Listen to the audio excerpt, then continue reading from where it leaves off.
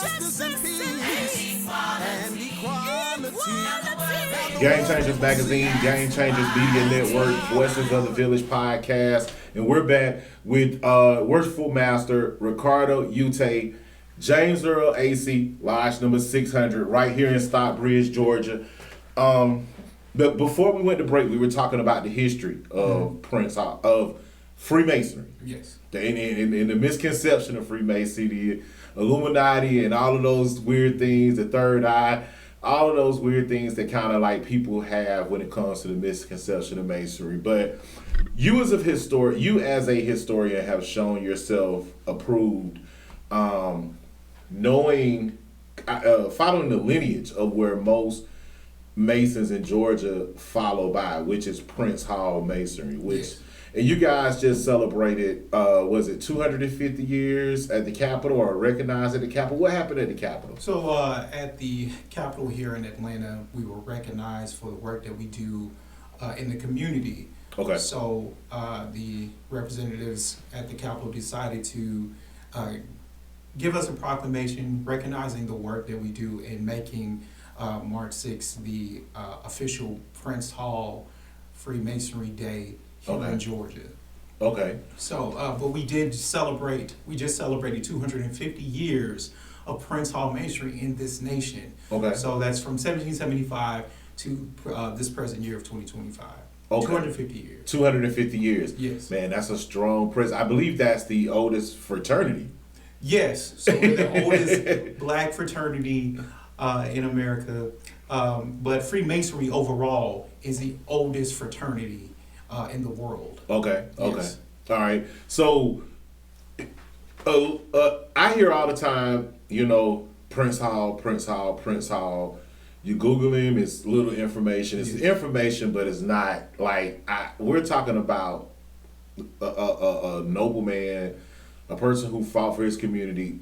Who is Prince Hall, and why is every Mason calling themselves or most Masons calling themselves Prince Hall Masons, or why is that even recognized as a quote unquote standard term? So we call ourselves Prince Hall Masons in honor of the man Prince Hall. Okay. Right? So Prince Hall was the first worshipful master of a lodge, of African Lodge 459 in Boston, Massachusetts. Okay. Right? He was an abolitionist. He was a man who he fought for the freedom and rights of black men here in America, and he did a lot of amazing things. He has an unbelievable history of work that he's done. So he is believed to have been initiated into Freemasonry in between 1775 and 1778. Okay. Once he was initiated, he fought for the equal treatment of black men. And so while he was doing that, he also tried to become a member of the different lodges that were there in Boston, Massachusetts, which was St. Andrew's Lodge and St. John's Lodge. Okay. Right? Okay. So his goal was not to create Freemasonry for black men. That was not his goal at all. Okay. His goal was to get Freemasonry to treat black men equal to white men. Wow. Right? So over time, we created, this organization that became just for black men, only because of the atmosphere that we've lived in for, all of these years, right? So we know of the segregation between black people and white people. So black Freemasonry just kind of fell into place because we were not allowed to be a part of their organizations as well. And so that's how we end up having 250 years of a history with this organization. But because of the work that Prince Hall did, that is the reason why we call ourselves Prince Hall Masons in honor of Prince Hall himself. So was Prince Hall like a slave, or like did he was he like a Harriet Tubman, a Nat Turner, or what was his role? I mean, because 250 years ago, African American people were not well respected in America. So based on the history that we have, right? We would not necessarily say that he was a slave. Okay.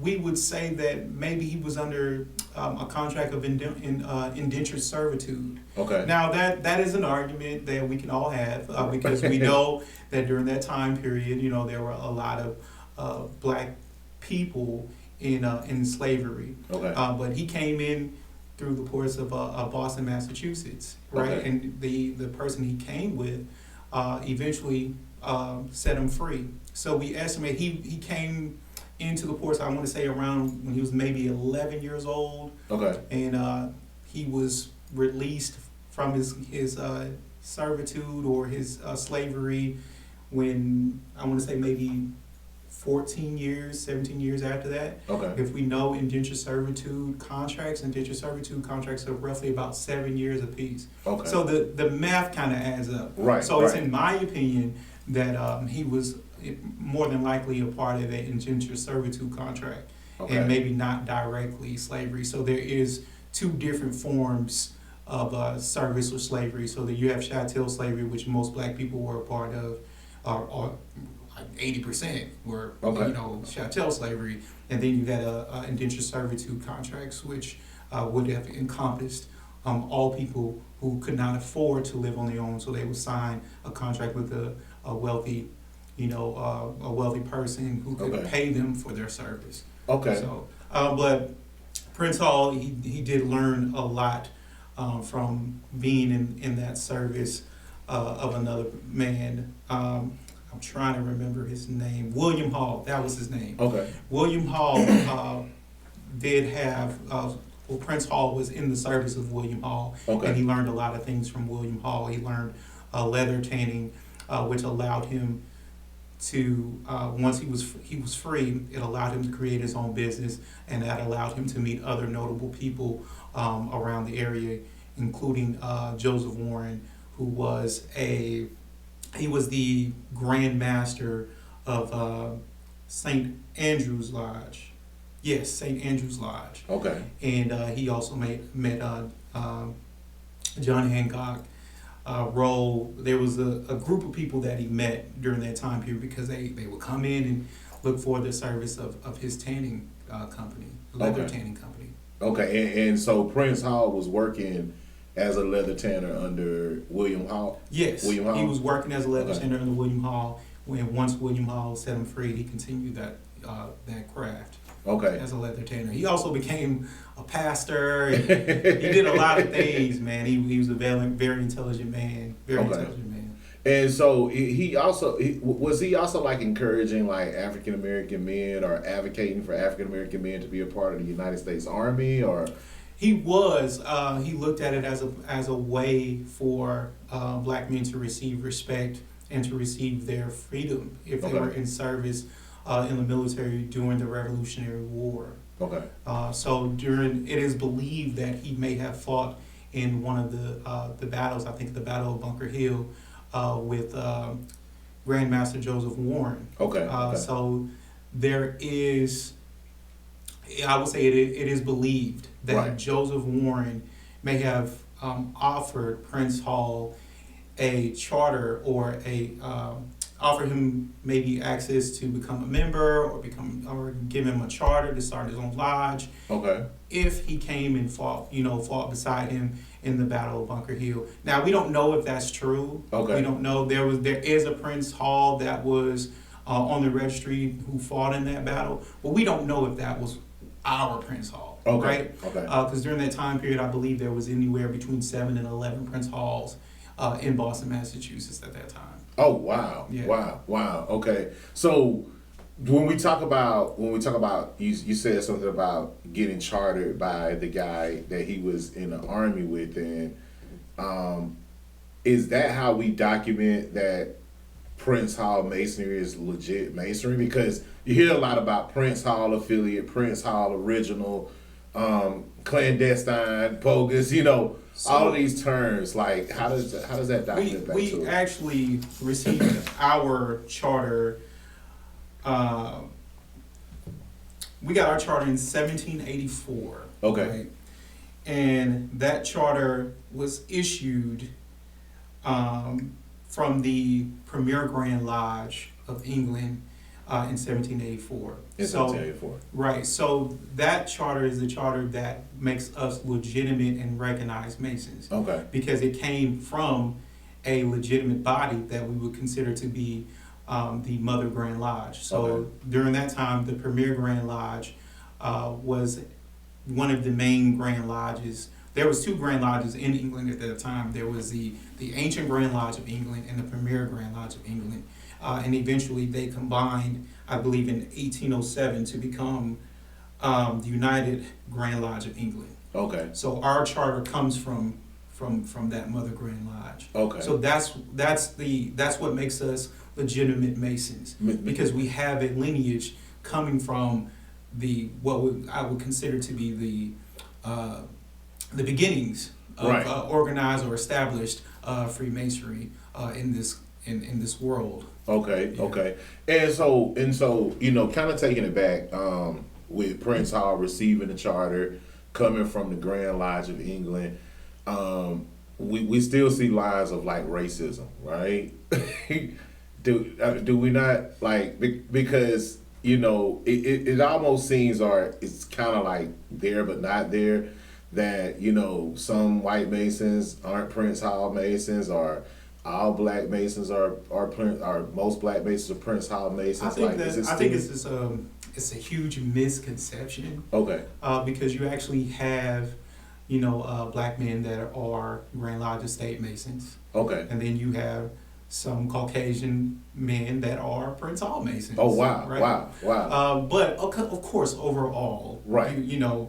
A good percentage yes. of Caucasian men are Grand Lodge Estate, and a good percentage of black men are Prince Hall Masons. Right. But that separation doesn't really exist anymore. Not on the large scale. Not on the large scale. We have heard some rumblings from, those outer lying towns and cities that they may still be against it, but, those are things that we can't really control. Overall, you do see some camaraderie between black men and white men that are Freemasons. Okay. Now, as we know, we're living in a day and age of internet. Yes. In the day and age of internet, everybody is on the internet, Googling, watching YouTube videos, and it's so much information out there about Masonry today. Tell us about the internet Mason. You know what I mean? What we call, because what I've noticed is a difference, between those real Masons that in real life, and then is the YouTube Mason. So what you find is a lot of people, they're trying to understand what we do, okay, and in their own way, become a part of our organization. Okay. Now, we as real Freemasons know how to separate the two. Okay. We know a real Freemason when we meet them. Okay. But you have a lot of people that have opinions right. about our organization, or they think they know everything that they need to know about being a Freemason, so they would consider themselves Masons. Okay. But we tell them right out that you're not a Mason. We know you're not a Mason. Yeah. Right? So the only way that you can become a real Freemason, okay, is to join a real Freemason lodge. Freemason lodge, Grand Lodge, and all, what's forth. Okay. But you cannot. We use the term internet Mason for those people who just come in and say, hey, yeah, I know all about you guys, and they start rumbling things off, and we're like, you have no idea what you're talking about, man. So you also run into what we would call anti-Masons, okay, right? So you run into people who have created this whole rhetoric and built a platform, okay, on their hatred for Freemasonry. Okay.